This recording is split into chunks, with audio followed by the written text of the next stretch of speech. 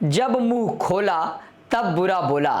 अखिलेश यादव आज लखनऊ पार्टी कार्यालय में अपने प्रेस कॉन्फ्रेंस किए। प्रेस कॉन्फ्रेंस की शुरुआत उन्होंने एक पहेली से की।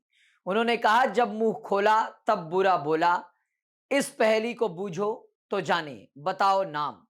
उसके बाद उत्तर प्रदेश के तमाम सारे और देश के तमाम मुद्दों पर उन्होंने अपनी रोशनी डाली। प्रेस कॉन्फ्रेंस में उन्होंने कहा कि ट्रिलियन डॉलर इकोनॉमी बनाने के सपने से सरकार कितना दूर है।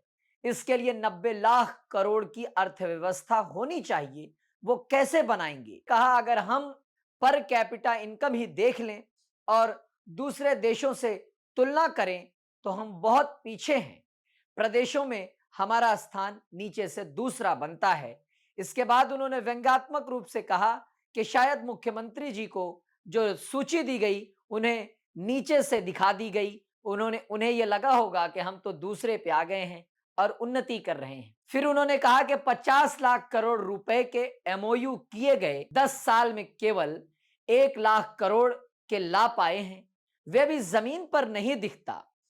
कई जिलों में गलत दवाई दे दी गई, बच्चों के स्वास्थ्य के साथ खिलवाड़ हो रहा है। फूड एडल्ट्रेशन में हम नंबर 1 हैं। अखिलेश यादव ने यह कहा कि इधर हथेली गर्म, उधर पुलिस नर्म। यह उन्होंने उत्तर प्रदेश की पुलिस पर सवाल उठाते हुए कहा। आगे उन्होंने बीजेपी सरकार यानी योगी आदित्यनाथ पर हमलावर होते हुए कहा कि जो अपना प्रचार करने में 10,000 करोड़ खर्च कर सकते हैं, तो उनसे उत्तर प्रदेश के नौजवानों को कैसे रोजगार मिल पाएगा। हमारी पूरी foreign policy Bharatiya Janata party ने उलझा दी है। आज हमारा पूरा बाजार किसी और के हाथ में दे दिया गया है। उनका इशारा देश की केंद्र की सरकार पर था कि जो फॉरेन पॉलिसी है उसमें जिस तरह से डोनाल्ड ट्रंप यानी अमेरिका हस्तक्षेप कर रहा है, यानी भारत की जो फॉरेन पॉलिसी है वो किसी और के हाथ में चली गई है।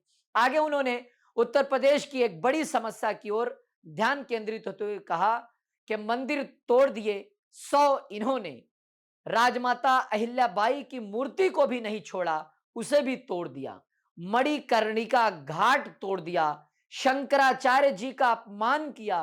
क्या यह सनातनी की परिभाषा है? अगर यही परिभाषा है तो हमें लगता है कि इनकी सनातनी की परिभाषा कुछ और है, हमारी कुछ और है। अखिलेश यादव तमाम सारे उन विषयों पर आज बोले जो उत्तर प्रदेश और देश में इस वक्त ज्वलंत मुद्दा बना हुआ है। अखिलेश की इस पूरी प्रेस कॉन्फ्रेंस पर आप अपनी राय जरूर रखें। बाकी देखते रहें इनकलाब हिंदी।